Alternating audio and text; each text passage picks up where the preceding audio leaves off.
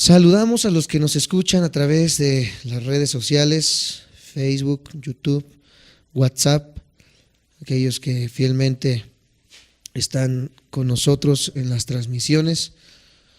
Todo lo que hacemos lo hacemos para ustedes, para que al alcance de un botón puedan tener la palabra de Dios. Así que les animamos, les exhortamos encarecidamente a que no pongan en poco lo que se hace para que la palabra pueda llegar hasta sus hogares, que tomen un tiempo para estudiar junto con nosotros el tema del día de hoy o el estudio del día de hoy, y sean bienvenidos. Vamos a estar continuando con la serie acerca del libro de Romanos.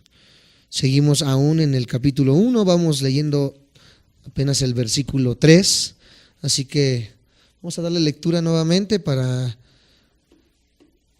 poder recordar un poco de lo que estuvimos viendo la semana pasada y sentar la base para el estudio de esta semana. Nuestra cita es Romanos capítulo 1, versículo 2 y 3. Vamos para recordar un poco acerca de lo que vimos. Dice de esta manera: que Él había prometido antes por sus profetas en las santas escrituras acerca de su Hijo, nuestro Señor Jesucristo, que era del linaje de David según la carne, que fue declarado Hijo de Dios con poder según el Espíritu de santidad por la resurrección de entre los muertos. Estos son los dos versículos que vamos a estar estudiando en esta hora, versículo 3, versículo 4. La parte que estábamos viendo la semana pasada era acerca de que en el Antiguo Testamento ya se había prometido el Evangelio, ya se había prometido lo que hoy conocemos como el Nuevo Testamento. Vimos el problema que el pueblo judío tiene en cuanto al Nuevo Testamento, ya que ellos no aceptan el Nuevo Testamento como palabra de Dios, palabra de Jehová. Ellos, la mayoría de los judíos ortodoxos no creen que Jesucristo sea el Mesías y mucho menos creen que sea Jesucristo el Hijo de Dios. Pero estuvimos viendo con el mismo Antiguo Testamento, con la Torá, que ciertamente Jesucristo cumplió todas las expectativas que se tenían acerca del Mesías, y vimos que ciertamente el Nuevo Testamento es el cumplimiento de la promesa que tuvieron el pueblo judío, el pueblo de Israel hace miles de años. El Evangelio o el Nuevo Testamento no es algo añadido, sino que el Nuevo Testamento es la promesa y el cumplimiento de la promesa al pueblo escogido por Dios. Así que eso es lo que estuvimos viendo la semana pasada. Claro, abundamos mucho más, porque a lo largo de la historia los judíos se han resistido al Evangelio, alegando y arguyendo que si lo reciben es negar todo su legado, es negar toda su cultura, es negar todo lo que ha sido formado en su vivir, y quizás a nivel humano sí sea abandonar parte de la cultura, es abandonar parte del legado humanamente, porque el judaísmo se volvió más una religión popular que la verdadera palabra de Dios. Fue lo que vimos también la semana pasada, y que muchos hoy en día, los cristianos, también están tomando el cristianismo como una religión. Vean ahorita, a los que nos escuchan por internet, ustedes quizás no ven lo que yo estoy viendo ahorita, pero se ve la falta de hambre por las cosas de Dios, y esto se convierte en religiosismo, se convierte en una religión, ya que el día domingo todos venimos y estamos aquí reunidos, pero lo hacemos más de una manera mecánica, religiosa, para calmar nuestra conciencia, para calmar quizás esa hambre de conectarnos con lo eterno, pero ciertamente no hemos entendido que nosotros somos esclavos y que somos siervos de un Señor. Muchos de nosotros alegamos y decimos que Jesús es nuestro Señor y nuestro Salvador, pero realmente solamente lo decimos de labios para afuera, porque si Jesús fuese nuestro Señor, nosotros nos deberíamos a Él y cumpliríamos lo que Él nos manda hacer. Así que es triste ver cómo muchos se han enfriado en su fe. Vemos que es lo que la Biblia había prometido en los evangelios por medio del apóstol Pablo, que se dice que en los posteriores días muchos apostatarían y el amor de muchos se enfriarían. Podemos poner un sinfín de pretextos, podemos poner el empleo, podemos poner la familia, podemos poner los deberes, pero si algo es cierto es que nada es un impedimento para el corazón que tiene hambre de buscar a Dios. El corazón que tiene hambre de buscar a Dios jamás se atrevería a poner algún pretexto, así que ciertamente una persona que se la pasa arguyendo y diciendo un sinfín de pretextos para poder quitar la mala imagen de el no venir a ser parte de la iglesia, porque ni siquiera vienen a cumplir con nosotros, ni siquiera vienen a quedar bien con nosotros. Personas que nos han dicho y nos dicen cada vez que nos encuentran: discúlpeme porque no voy a poder ir los jueves, porque no voy a poder ir los sábados, por X circunstancias. Nosotros les decimos que no es con nosotros ni para nosotros, ya que nosotros somos meramente portavoces de la palabra de Dios. El único al que tenemos que rendirle cuentas y que conoce nuestros corazones es Dios.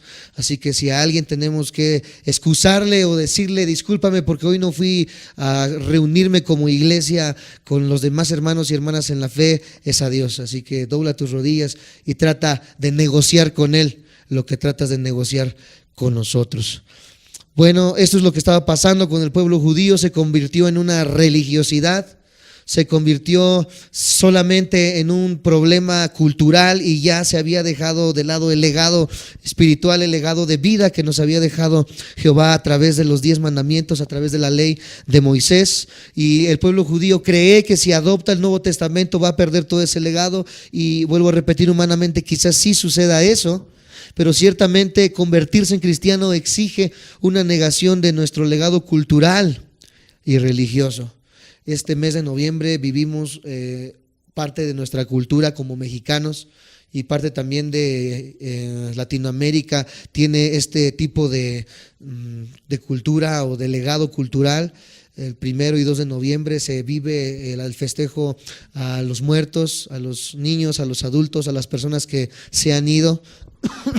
Pero ciertamente una persona que ha venido a Cristo, que ha venido a aceptar a Cristo, ciertamente tiene que dejar de lado el legado cultural y comprender que Dios, Jesús, su evangelio es más que un legado cultural. Tenemos que aprender a negarnos en cuanto a ese legado cultural, en cuanto a ese legado que como quizás etnia o como cultura tenemos, y entender que el vivir para Cristo es un sacrificio vivo. Ciertamente, humanamente tenemos que negarnos, pero en el aspecto espiritual vivimos en libertad gracias al sacrificio de Cristo en la cruz. La verdad es que para un judío acoger el evangelio equivale de hecho a heredar todo el legado que siempre le ha sido prometido, como comenzaba a decirles al principio. Si el judío abrazara el evangelio o el Nuevo Testamento, realmente lo que está haciendo es aceptar ese regalo que Dios le prometió desde el Antiguo Testamento y que hemos estado viendo a través de las profecías de Isaías, de Jeremías, del libro de los Salmos, de que un Mesías vendría. Si el pueblo judío aceptara este regalo del Nuevo Testamento y del evangelio, sabría que es el cumplimiento de todo el legado y de todo aquello que se prometió en la Torá. Al encarar entonces de frente este asunto, el apóstol Pablo en Hebreos capítulo 1,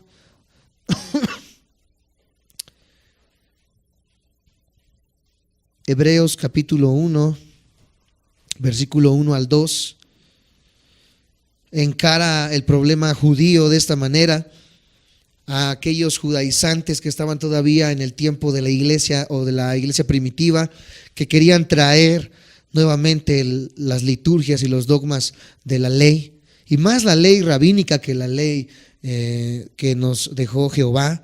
Dice el versículo 1: Dios, habiendo hablado muchas veces y de muchas maneras en otro tiempo a los padres por los profetas. Aquí estamos viendo primeramente la base que hablábamos al principio de nuestra serie, que si había en este tiempo los profetas o la función de profetas como en el Antiguo Testamento. Aquí nos está diciendo el apóstol Pablo que entendamos esta verdad. En otro tiempo se habló por medio de los profetas.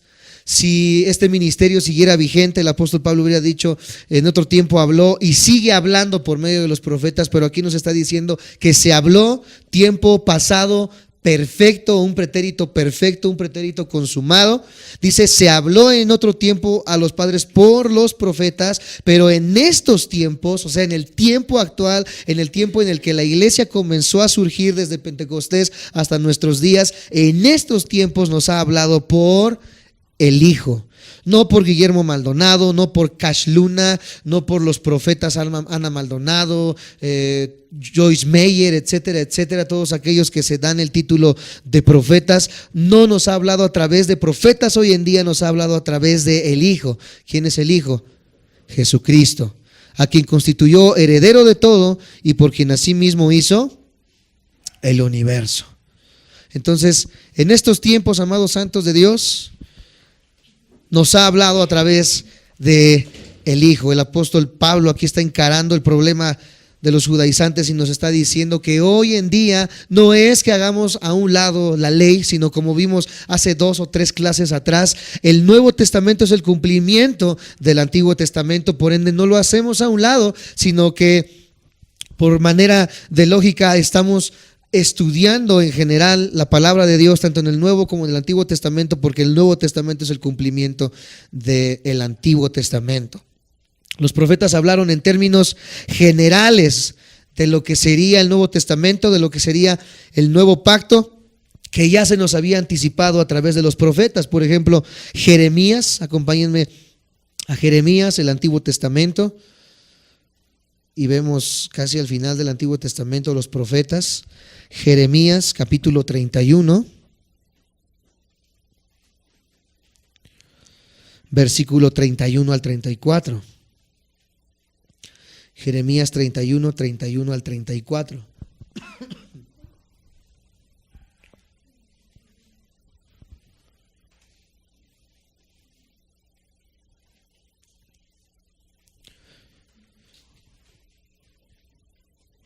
Y dice de esta manera Jeremías 31, 31 al 34. El trasfondo de lo que vendría a ser hoy el nuevo pacto. He aquí que vienen días, dice Jehová, en los cuales haré nuevo pacto con la casa de Israel y con la casa de Judá. No como el pacto que hice con sus padres el día que tomé su mano para sacarlos de la tierra de Egipto, porque ellos invalidaron mi pacto.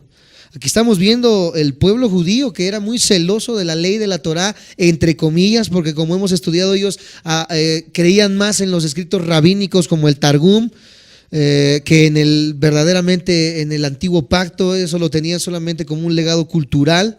Aquí vemos que el mismo Dios a través del profeta Jeremías está diciéndonos que el pueblo invalidó el pacto entre Dios y los hombres, aunque fui yo un marido para ellos, dice Jehová, hasta el versículo 34. Pero este es el pacto que haré con la casa de Israel después de aquellos días, dice Jehová.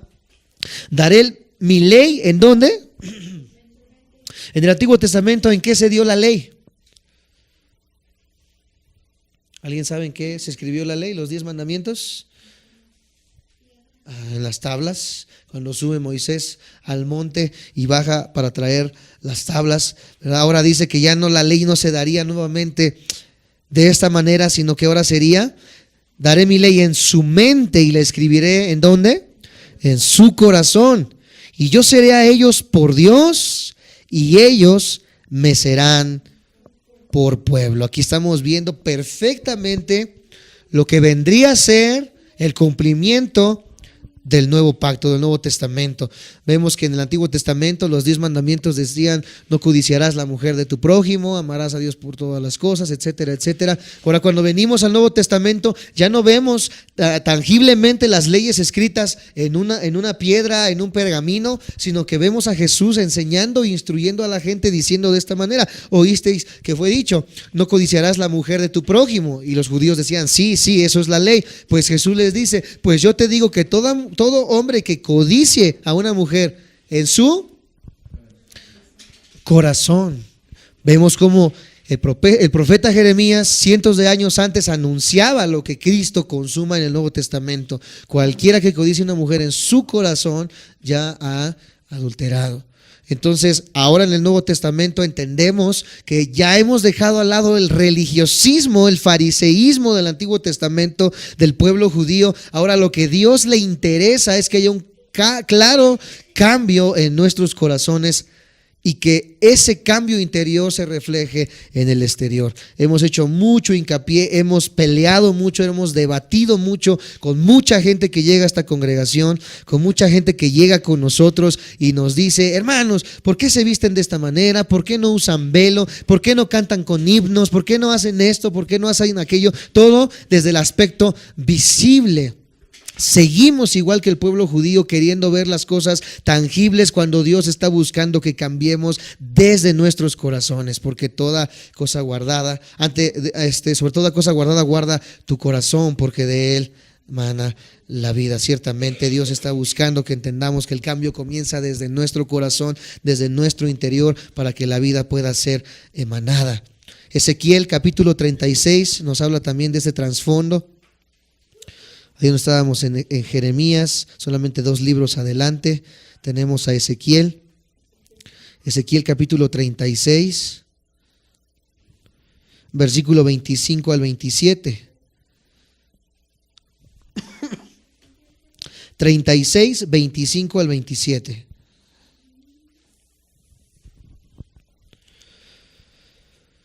Esto que vamos a leer, el pueblo judío lo habría entendido literalmente. Dice: esparciré sobre vosotros agua limpia.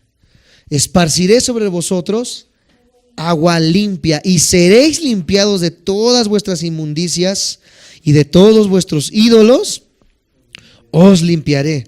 Os daré corazón nuevamente nuevo, y pondré espíritu nuevo dentro de vosotros, y quitaré de vuestra carne el corazón de piedra, y os daré un corazón de carne.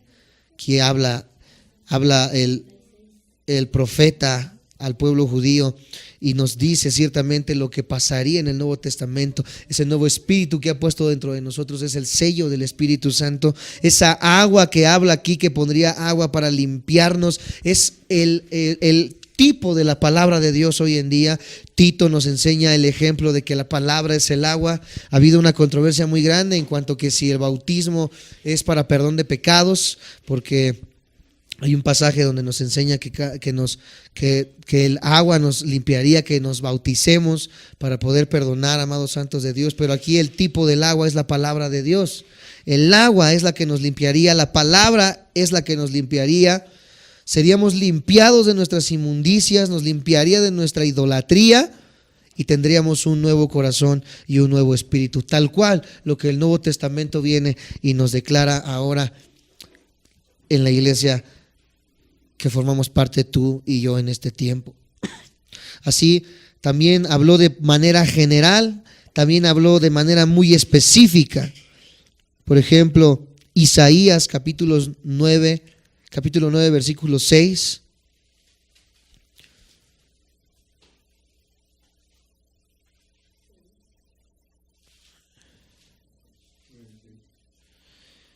Había hablado de manera general acerca del evangelio, pero también ha hablado de manera específica.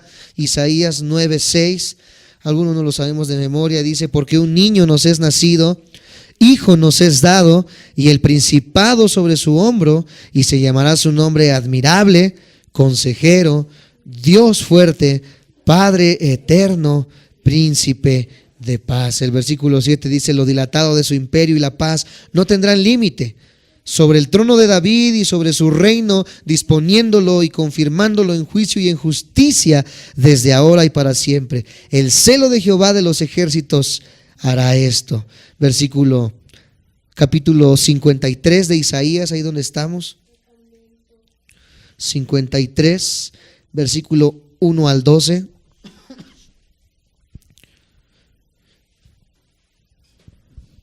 Dice: ¿quién ha creído a nuestro anuncio? ¿Y sobre quién se ha manifestado el brazo de Jehová? Subirá cual renuevo delante de él, y como raíz de tierra seca. No hay parecer en él, ni hermosura le veremos, mas sin atractivo para que le deseemos. ¿Sí estamos ahí todos?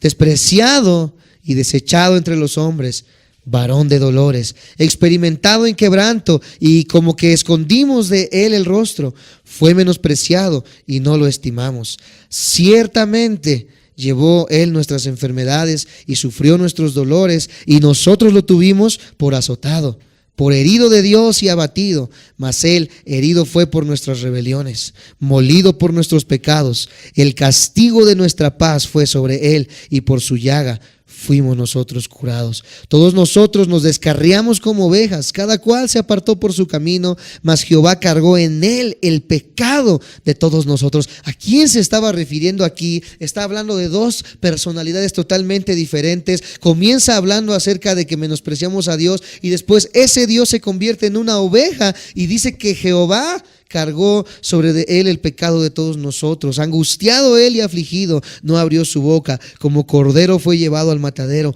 y como oveja delante de sus trasquiladores enmudeció y no abrió su boca. Por cárcel y por juicio fue quitado, y su generación, ¿quién la contará? Porque fue cortado de la tierra de los vivientes, y por la rebelión de mi pueblo fue herido. Y se dispuso con los impíos su sepultura, mas con los ricos fue en su muerte. Aunque nunca hizo maldad, si hubo engaño en su boca. Con todo eso Jehová quiso quebrantarlo, sujetándolo a padecimiento. Cuando haya puesto su vida en expiación por el pecado, verá linaje, vivirá por largos días, y la voluntad de Jehová será en su mano prosperada.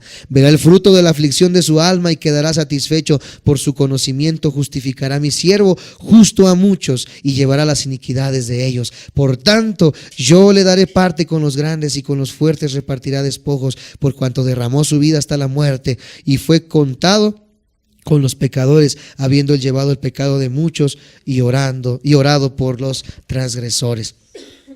Cientos de años antes de que Cristo viniera, ya el profeta Isaías hablaba acerca exactamente de lo que pasaría con la vida de Cristo, de qué manera iba a morir, de qué manera iba a ser sepultado, de qué manera iba a sufrir. Así que, amados santos de Dios, vemos cómo la palabra de Dios se cumple al pie de la letra. Algunos dicen, bueno, pero es parte de la misma Biblia. Sí, pero hay cientos de años de diferencia. La profecía de Isaías, y vemos el cumplimiento en la vida de Jesucristo. Volvemos nuevamente a Romanos capítulo 1. Solamente esto fue para recordar un poco de lo que vimos la semana pasada. Vemos entonces cómo el evangelio se prometió en el Antiguo Testamento y se cumplió ahora en el Nuevo Testamento, y cómo todo el Antiguo Testamento está lleno de promesas cumplidas ahora en el Nuevo Pacto. Ahora vemos en Romanos capítulo 3 algo precioso. Comienza este versículo diciendo de esta manera. Así es. 1:3, estamos viendo todo el capítulo 1. Acerca de su Hijo, nuestro Señor Jesucristo, que era del linaje de David según la carne. Amados santos de Dios, ¿de qué se trata entonces el evangelio? ¿Cuál es el centro del evangelio aquí en el versículo 3? ¿Qué nos enseña o qué nos dice? ¿Acerca de quién es el evangelio? ¿Sí me estaban poniendo atención? Ya analizamos que él había prometido antes por sus profetas. ¿Acerca de quién es el evangelio? Ahí están sus Biblias, no me ven a mí. Acerca de su Hijo. Así es. ¿Cuál es el centro del evangelio entonces en el Nuevo Testamento? El Hijo, Jesucristo. Ese es el centro de las buenas noticias. Hace como un año, un poquito más de un año, vino una persona aquí a querer congregarse, pero esta persona tiene familia o familiares que son testigos de Jehová. Y esta persona llegó, y nuestra adoración, nuestra alabanza siempre está centrada en la persona de Cristo. Decimos: Señor Jesús, te adoramos, te exaltamos, tú eres Rey de Reyes, tú eres Señor de Señores, etcétera, etcétera. Y esta persona al final se acercó conmigo y me pregunta: yo tengo un problema con la iglesia cristiana. A mí me encanta la iglesia cristiana. Yo no voy a la iglesia de los testigos de Jehová porque yo entiendo que están errados en muchas de sus enseñanzas. Pero hay algo, me dijo esta persona, que tienen mucha razón. Dicen que ellos se llaman testigos de Jehová porque ese es el nombre que se le dio a Dios en el Antiguo Testamento. Y yo lo que no me gusta de la iglesia iglesia cristiana es de que nunca mencionan el nombre de Dios. Toda su adoración y todo el centro está en la persona de Jesús. Yo no entiendo por qué los cristianos no le dan el lugar al Padre, el lugar a Jehová, como la iglesia de los testigos de Jehová se los da. Ahora, lo que yo le dije es lo que estamos estudiando básicamente en estos versículos. Todo el Antiguo Testamento es ahora el Nuevo Testamento, el cumplimiento de todo lo que vimos en el Antiguo Testamento. Sigue siendo Jehová, Él es el Padre. Ahí está el centro que estamos viendo. ¿Cuál es el centro del Evangelio ahora? Aquí el apóstol Pablo nos está diciendo, el centro de la iglesia del Evangelio es el Hijo Jesucristo. Por eso le digo a esta persona, no es que nosotros hagamos a un lado el nombre de Jehová. Jehová es el Padre. Y todo el tiempo, vamos a ver ahorita este tema, todo el tiempo Jesús se debió al Padre. Siempre dijo, mi Padre y yo, lo que me ha mandado a hacer el Padre. O sea, Jesucristo jamás hizo a un lado al Padre, pero el centro del Evangelio ahora en el Nuevo Testamento y en el tiempo en que estamos viviendo es la persona de Jesucristo. El Evangelio es acerca del Hijo de Dios. Cuando yo le expliqué esto, me dice su esposa, jamás nos habían explicado esto. Le digo, pues jamás se los habían explicado, quizás porque o no lo preguntaron o habían ido a congregaciones en las cuales ni siquiera ellos mismos entendían el por qué adoramos a Jesús.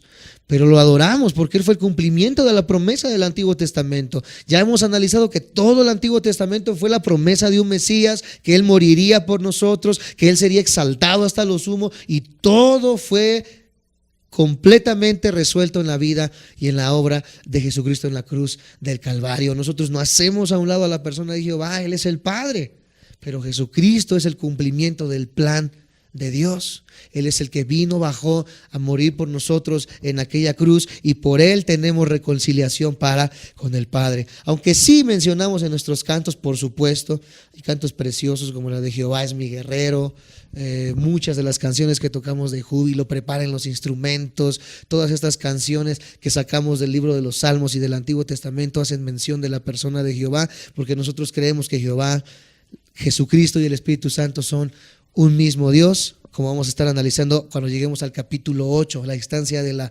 Trinidad. Pero bueno, hoy es el tema del Hijo, así que vamos a estudiar lo que la Biblia nos dice acerca de la persona del Hijo. Hay un gran misterio en cuanto al concepto de Jesús como Hijo de Dios. Aunque Jesús es Dios, la Biblia hace clara diferencia entre el Padre y el Hijo. Vuelvo a repetir, nuestra declaración de fe enseña que Dios el Padre, Dios el Hijo y Dios el Espíritu Santo son un solo Dios. El problema con el unitarismo es que creen que no somos cristianos que creen en tres dioses, que creen que Dios es un Dios, que Jesús es otro Dios y que el Espíritu Santo es otro Dios. A eso se le llama triteísmo, y en eso no creemos nosotros. Nosotros no somos politeístas o triteístas. Nosotros creemos que Dios es uno manifestado en tres personalidades completamente distintas, pero que siguen siendo el mismo Dios. Por supuesto que es un misterio que tal vez al día de hoy no vamos a lograr comprender en su totalidad, aunque la ciencia, la física cuántica al día de hoy nos demuestra que sí se puede ser más de uno y ser uno a la vez, pero ciertamente es algo que sobrepasa nuestro entendimiento, sobrepasa nuestro estado de conciencia, pero es claro que la Biblia enseña que Dios, el Hijo y el Espíritu Santo son un solo Dios. Ahora, no solamente esto, sino que también enseña que son personalidades completamente diferentes, que hay un Padre que formuló un plan y hay un Hijo que consumó ese plan. Vamos a analizar todo esto y vamos a tratar de entender cuál es el problema y cuál es la solución en cuanto al aspecto de que Jesús es el Hijo de Dios. Debido a que las Escrituras enseñan claramente estas dos verdades, la cuestión no es tanto determinar si en efecto Jesús es Hijo de Dios, sino que tenemos que encontrar en qué sentido Jesús es Hijo de Dios. Voy a repetirlo una vez más. El problema no es comprobar que Jesús sea el Hijo de Dios, sino en qué sentido es el Hijo de Dios. ¿Por qué hubo un problema muy grande en cuanto a que Jesús se le dijera hijo de Dios? Porque en el tiempo, vamos un poco al exegesis, en el tiempo de la iglesia que estaba en Roma, el problema es que los romanos y los griegos tenían la enseñanza o la idea de que los dioses bajaban a este mundo para tener relaciones con mujeres humanas y tenían hijos. Por ejemplo, vemos ahí a Hércules, vemos a este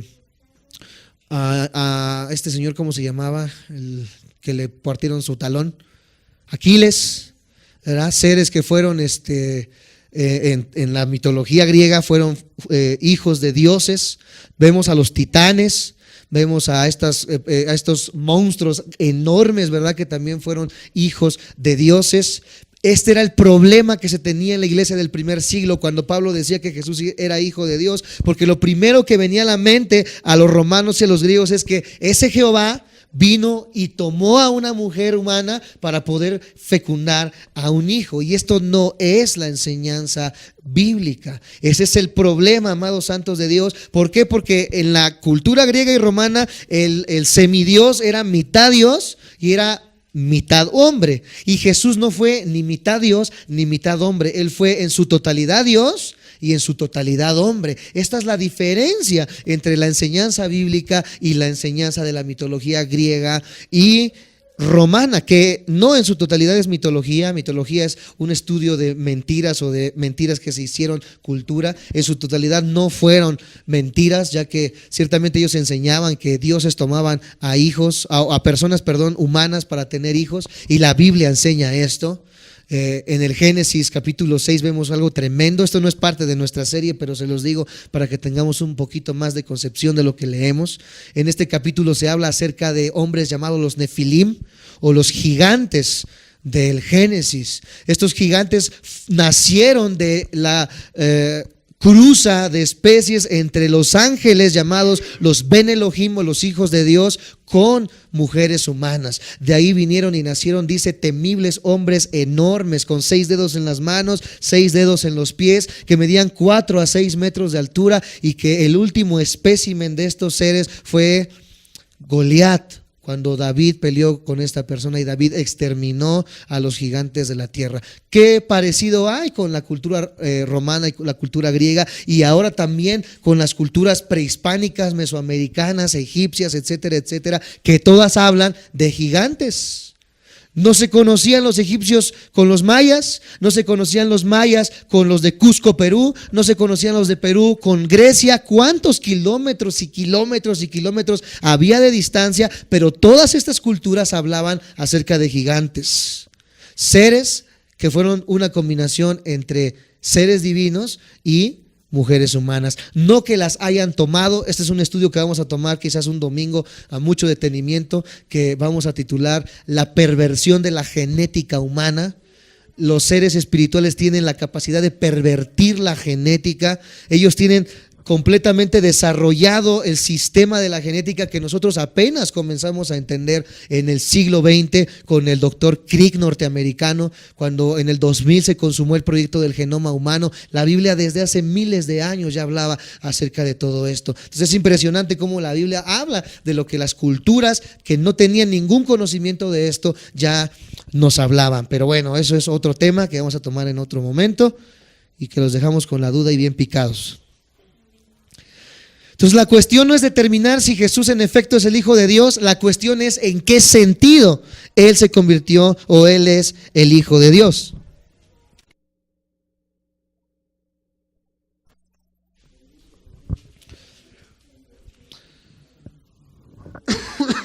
Tenemos que entender primeramente el linaje de Jesús. Ya vimos hace poco en Isaías 9:6 en adelante cómo se promete que ese Mesías vendría a ocupar el trono de David. Fue una promesa que se le dio al pueblo judío, que se restauraría el trono de David y que el reino no tendría fin. ¿A qué se refería con esto? Primeramente vemos la genealogía de Jesucristo por el lado de María en Lucas capítulo 3, versículo 23. Lucas capítulo 3, versículo 23. Jesús mismo, al comenzar su ministerio, era como de 30 años. Hijo, se creía, de José, hijo de Elí, hijo de Matat, hijo de Leví, hijo de Melquí, hijo de Haná, hijo de José, y así nos vamos hasta llegar al rey David. Y de ahí, ¿verdad?, hasta Enós, Set, hijo de Adán. Ok, aquí vemos aparentemente que esta es la descendencia por parte de José. Pero ahora en Mateo 1:6, no pierdan Lucas capítulo 3 y vayan a Mateo capítulo 1 versículo 6. Mateo 1:6 dice de esta manera: Isaí engendró al rey David, y el rey David engendró a Salomón, de la que fue mujer de Urías. Salomón engendró a Roboam, Roboam a Abías, y Abías a Asa. Asa engendró a Josafat, Josafat a Joram, y Joram a Usías. Usías engendró a Jotam, Jotam a Acaz, y Acaz a Ezequías. Ezequías engendró a Manasés, Manasés a Amón, y Amón a Josías. Josías engendró a Jeconías y a sus hermanos en el tiempo de la deportación a Babilonia.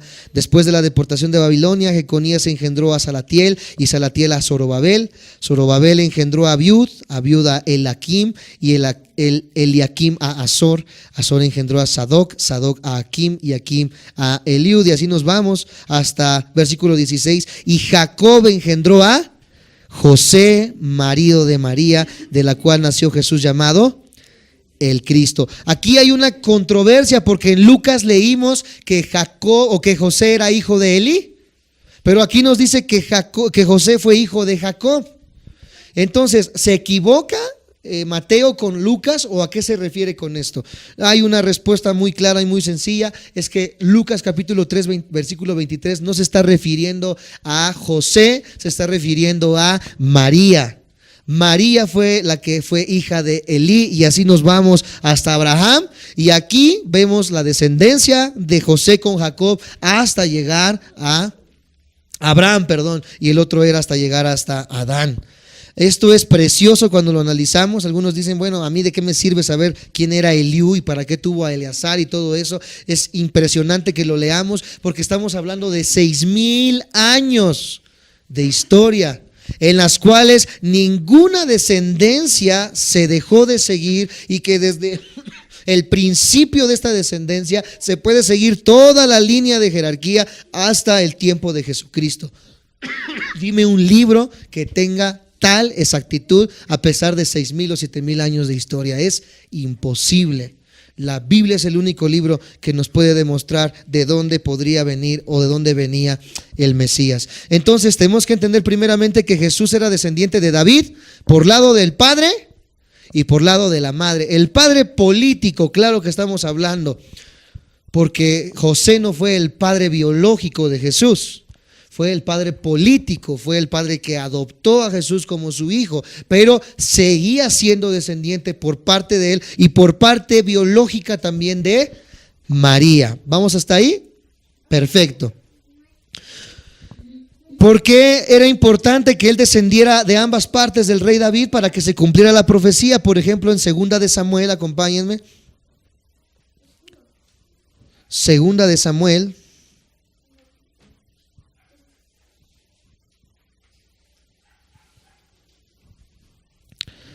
Segunda de Samuel, capítulo 7, versículo 12 y 13.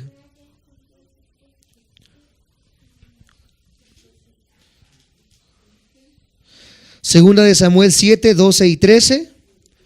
Ustedes me dicen amén. Dice: y cuando tus días sean cumplidos y duermas con tus padres, yo levantaré después de ti a uno de tu linaje. Estamos hablando de tu descendencia, el cual procederá de tus entrañas, y afirmaré ¿qué cosa? Su reino, y él edificará casa a mi nombre, y yo afirmaré para siempre el trono de su reino. Hoy toda lengua confiesa que Jesús es el Rey, que Jesús es el Señor, y vemos el cumplimiento de la promesa de Segunda de Samuel, de que Jesucristo vendría de la estirpe, del linaje, de la descendencia del rey David. Otro ejemplo lo podemos ver en el Salmo 89, Salmo 89.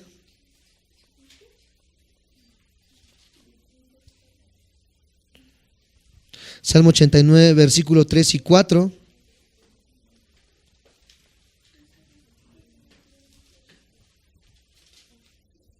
Cuando tengan me dicen amén. Dice: hice pacto con mi escogido, juré a David mi siervo diciendo: para siempre confirmaré tu descendencia y edificaré tu trono por todas las generaciones. Versículo 31 en ese mismo capítulo dice: si profanaren mis estatutos y no guardaren mis mandamientos. Bueno, ya ese versículo para mí sobró. Pero vemos entonces el cumplimiento de esta profecía, amados santos de Dios. Estamos en el capítulo 89, ¿verdad? Versículo 19 era: entonces hablaste en visión a tu santo y dijiste: he puesto el socorro sobre uno que es poderoso, he exaltado a un escogido de mi pueblo. Vemos entonces, amados santos de Dios, la exactitud con la que se cumple la palabra de Dios. Versículo 24: mi verdad y mi misericordia estarán con él, y en mi nombre será exaltado su poder. Totalmente el trasfondo de la persona de nuestro Señor Jesucristo. Isaías capítulo 11, tantos versículos para que no quede duda. Isaías capítulo 11, versículo 1 al 5. 11, 1 al 5. Así es. Isaías 11 del 1 al 5, lo tienen, me dicen amén. Saldrá una vara del tronco de Isaí. ¿Quién fue Isaí? El padre de David. Y un vástago retoñará de sus raíces, y reposará sobre él el espíritu de Jehová, espíritu de sabiduría y de inteligencia, espíritu de consejo y de poder, espíritu de conocimiento y de temor de Jehová. Y le hará entender diligente en el temor de Jehová. No juzgará según la vista de sus ojos, ni arguirá por lo que oigan sus oídos, sino que juzgará con justicia a los pobres, y arguirá con equidad para los mansos de la tierra. Y herirá la tierra con la vara de su boca, y con el espíritu de sus labios matará al impío. Y será la justicia cinto de sus lomos, y la fidelidad ceñidor de su cintura. Nuevamente vemos el trasfondo de la persona de Jesús. Por último, Jeremías capítulo 23. Jeremías capítulo 23.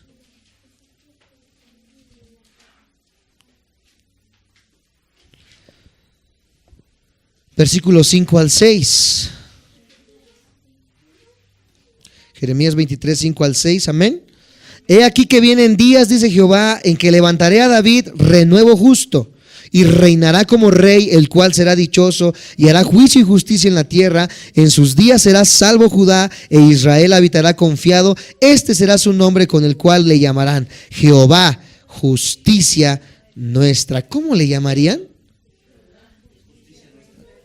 ¿Cuál es el nombre de Dios? Jehová. ¿Y cómo llamamos a el Mesías? Jesús. Entonces vemos cómo Jesús y Jehová es la misma persona, solamente que manifestado en el espacio y en el tiempo de diferente manera, pero siguen siendo el mismo Dios. El problema, como analizamos en algún momento y vamos a volverlo a analizar en el capítulo 8, es que el ser humano seguía solamente en sus tres dimensiones: el tiempo, el espacio y la materia, pero Dios sale totalmente de este espacio. Aquí vemos cómo el nombre de Jesucristo del Mesías sería Jehová, sería Dios, como nos lo dice también Isaías 9:6, Dios fuerte, Padre eterno, príncipe de paz. El Mesías tenía que ser entonces del linaje ¿de quién? Llevamos una hora diciéndolo. No.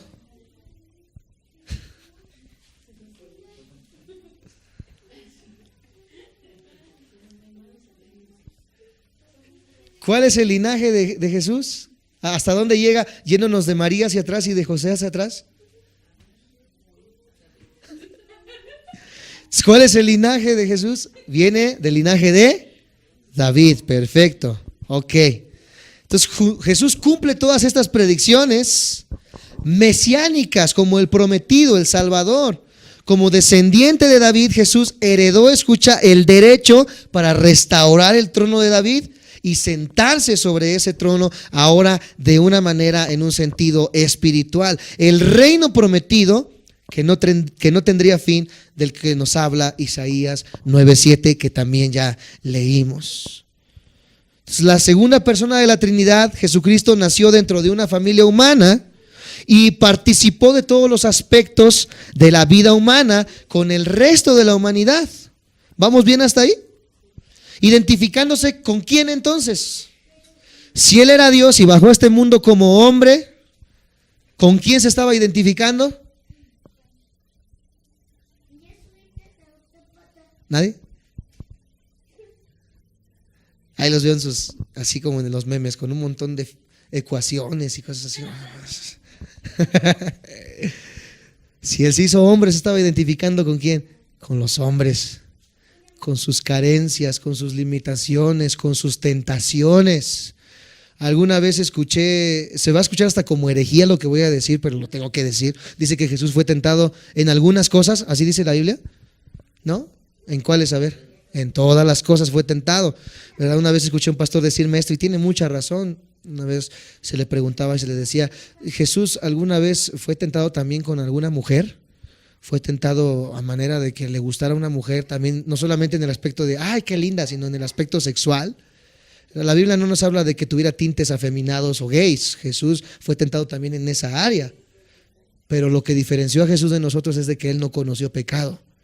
De que a pesar de que fue tentado, Él jamás se dio ante la tentación porque era el Hijo de Dios. Por eso no podía haber venido a nacer de la estirpe de José, de la semilla de José, porque si no vendría infectado con el pecado desde el nacimiento como tú y yo, limitados a un cuerpo de corrupción, pero la persona de Cristo fue totalmente sin pecado. Entonces Él fue tentado en la área que tú quieras. Ahora tú dices que yo no puedo dejar mis pecados, mis tentaciones, yo no sé cómo hacerlo. Jesús te dice que sí hay manera porque Él lo logró. Porque Él se identificó con nosotros, porque Él vivió las mismas tentaciones, las mismas limitantes de un cuerpo humano, aunque Él fue en su totalidad Dios.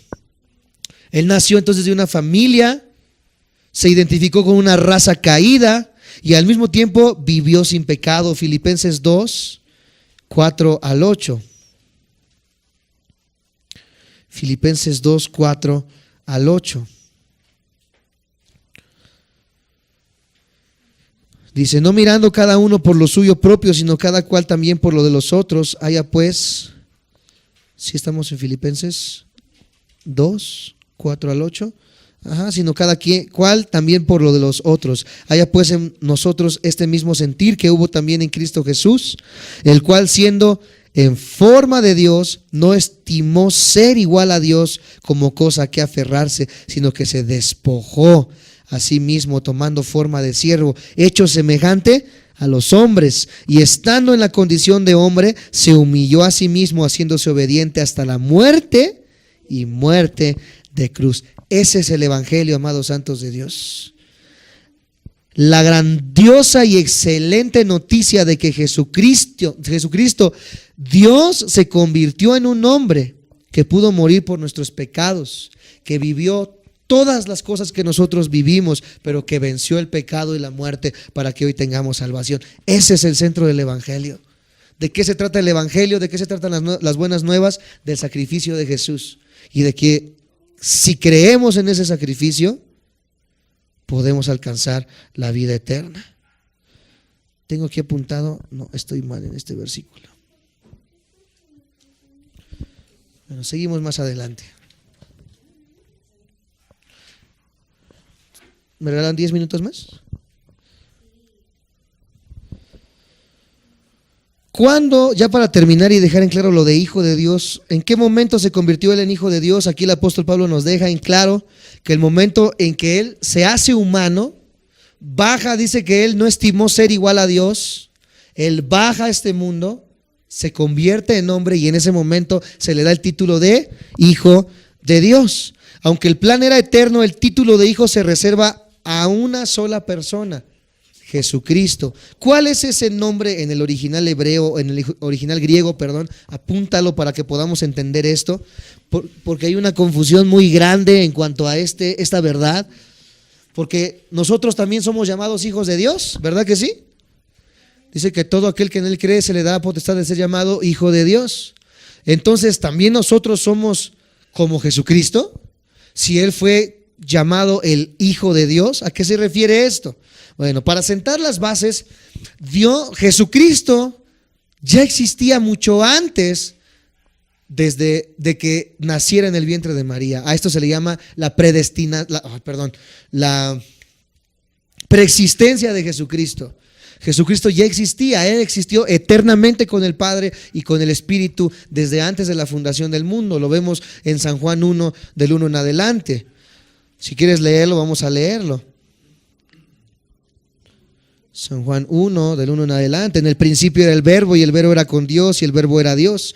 Este era en el principio con Dios. Todas las cosas por Él fueron hechas, y sin Él nada de lo que ha sido hecho fue hecho. Ya Jesucristo estaba con Dios desde antes de la creación, y el Espíritu también estaba con Dios desde antes de la creación. Entonces Jesús no vino a existir en el momento en que lo tuvo María.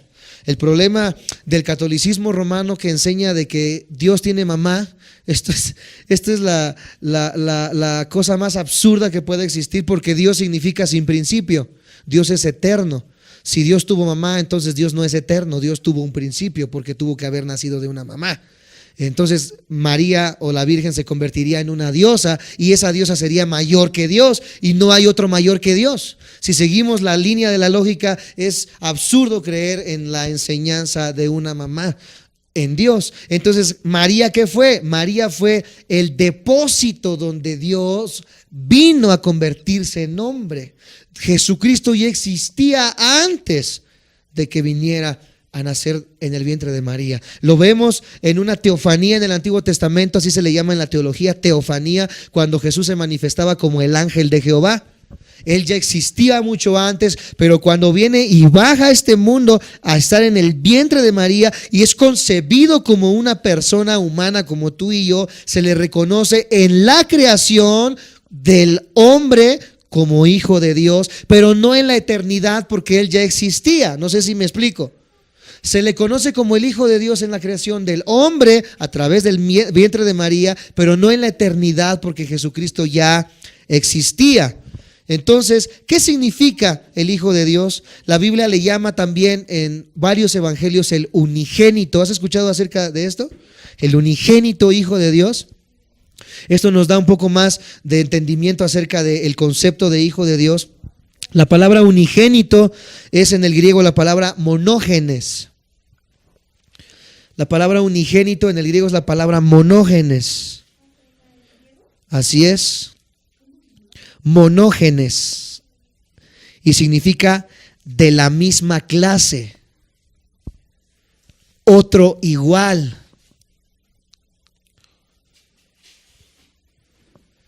Entonces, cuando se utiliza la palabra unigénito, se está diciendo que Jesucristo era otro igual a Dios o de la misma clase, no otro Dios. Pongan mucha atención en lo que estoy diciendo. No otro Dios, sino otro igual a Dios o otro de la misma clase. A esto se refiere la palabra el unigénito, Hijo de Dios. Ahora, el problema que encontramos hoy en día en Efesios 1:5, vamos a leerlo. Efesios 1:5. Yo te lo leo, dice de esta manera: en amor habiéndonos predestinado para ser adoptados, subraya ahí en tu Biblia, adoptados, hijos suyos por medio de Jesucristo, según el puro efecto de su voluntad. Nosotros somos hijos. Una vez más, nosotros somos hijos. Jesucristo fue el único o el unigénito Hijo de Dios. El otro igual, otro de la misma clase. Nosotros no somos monógenes, nosotros no somos otro de la misma clase, nosotros somos hijos adoptados, injertados. Pero el único Hijo de Dios en cuanto a la creación del cuerpo por el vientre de María es Jesucristo, porque Él es el único igual a Dios, y aún siendo igual a Dios dice que no lo escatimó, sino que vino a ser igual que nosotros en la creación del hombre.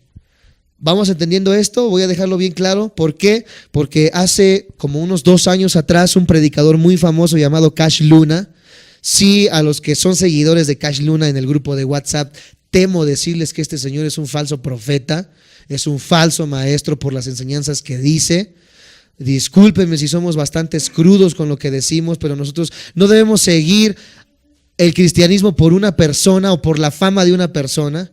He escuchado a muchos decir, es que yo voy a la iglesia tal porque es de la cobertura del Cash Luna. Y que sea de Cash Luna y que sea de Guillermo Maldonado, ¿verdad? Eso no quiere decir que estén en lo correcto.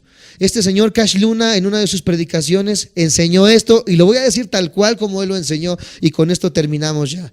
Él dijo, ¿cómo se llama Jehová? ¿O cómo se llama Dios más bien, perdón? Jehová, ok. La Biblia dice que tú eres hijo de Dios. Si Jehová es tu papá, ¿quién eres tú? Soy un hijo. Ahorita ya lo entendemos que somos hijos adoptados, pero ahí él está enseñando otra cosa. Les dice, ¿quién eres tú? Y dice uno, pues si mi papá es Jehová, entonces yo soy Jehová Junior.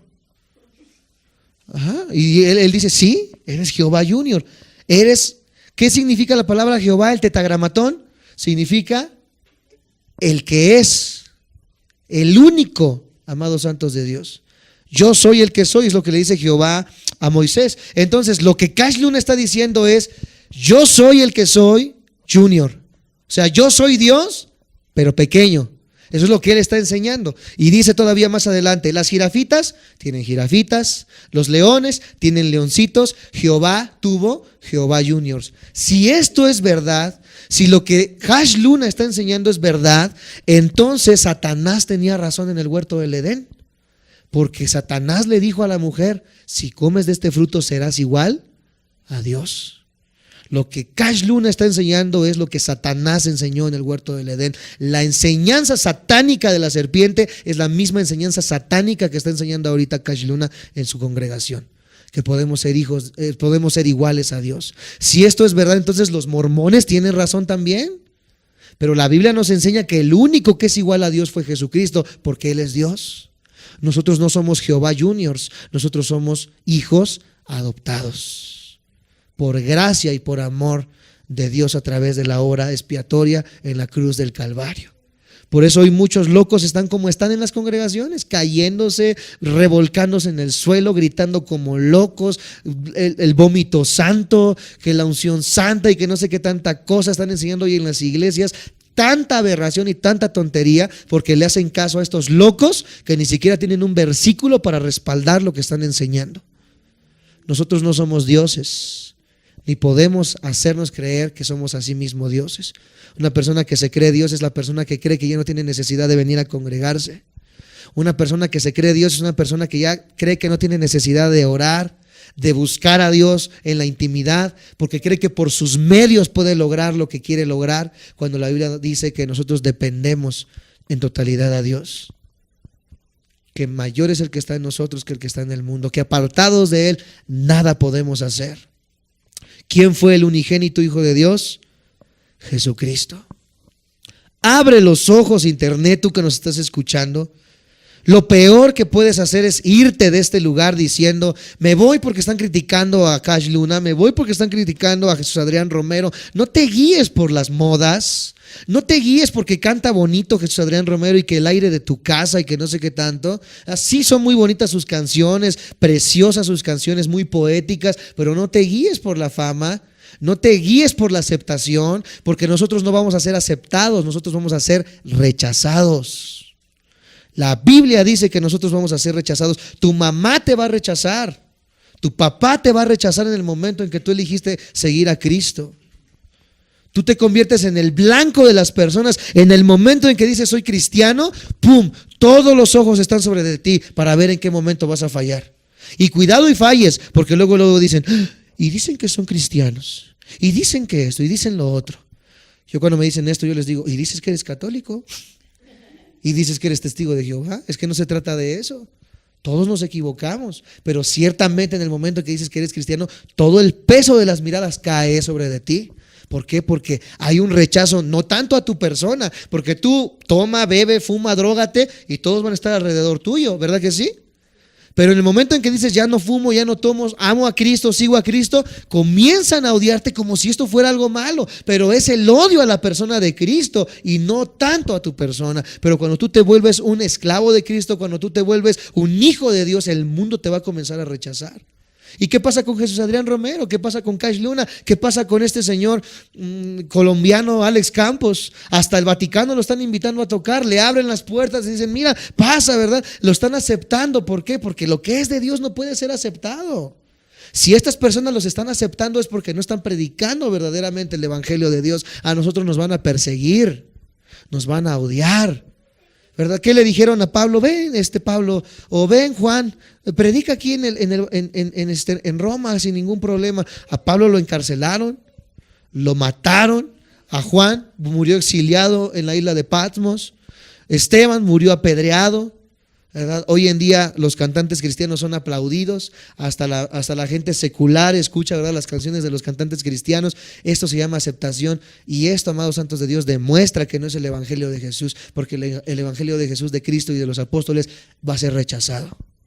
Solamente algunos son los que van a aceptar este evangelio. Por eso a nosotros no nos espanta que la gente se vaya de la iglesia. Si se van es porque no soportan la verdad. Ay, no me toquen a mi Jesús Adrián Romero. Pues vete tú y tu Jesús Adrián Romero a donde te quieras ir. Ay, no me toquen a mi Cash Luna, vete tú y tu Cash Luna donde te quieras ir. Nosotros vamos a permanecer en la doctrina de los apóstoles y en la doctrina de Jesús. Por eso decían los apóstoles, dura es tu palabra. Ahorita muchos también han de estar diciendo, oye, qué duro predica Isaí. Ay, nos da bien duro. Sí, pues es el evangelio de Cristo. Pero solamente esta verdad nos va a hacer libres. Recordemos que este es un estudio, este es un discipulado. Aquellos que nos pedían los audios a través de WhatsApp, bueno, pues ojalá los sigas escuchando. Si no, ya veré ahí el número tal, abandonó el grupo. El único Hijo de Dios es nuestro Señor Jesucristo. No hay tal cosa como Jehová Junior. Somos hijos adoptados. Vamos a ver más adelante que nosotros fuimos la vid que fue injertada. Nosotros fuimos adoptados por Dios para ser llamados hijos. A pesar de nuestra rebeldía, a pesar de nuestro pecado, Él nos ha reconciliado para con el Padre. El único y el unigénito Hijo de Dios es nuestro Señor Jesucristo. Se le llama Hijo de Dios en cuanto a la creación del hombre, pero la preexistencia de Cristo es una doctrina clara. Él ya existía, Él no tuvo mamá, Él tuvo un padre y ese padre es Jehová. ¿Por qué se usa el término padre e hijo? Simplemente por la manera en la que Jesús se sometió a la autoridad de Jehová, para dejarnos en claro que había una sumisión en cuanto a Jesús para con el Padre. Entonces, el término padre e hijo solamente se habla en cuanto a la sumisión. En cuanto a esto se le llama en la teología la economía, no hablando de dinero, sino en cuanto a la sumisión que Cristo tenía para con el Padre, pero no en cuanto a que Jesús era mitad Dios y mitad hombre. Esto es una mentira, esto se le llama la bicotomía, es una herejía cristiana también que se enseña hoy en día.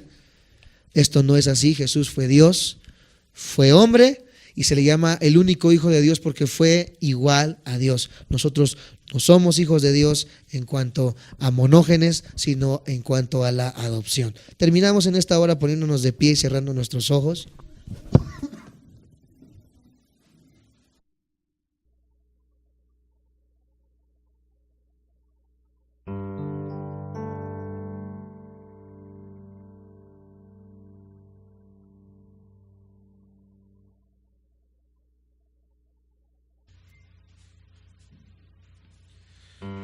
Por este tiempo en que podemos estar analizando.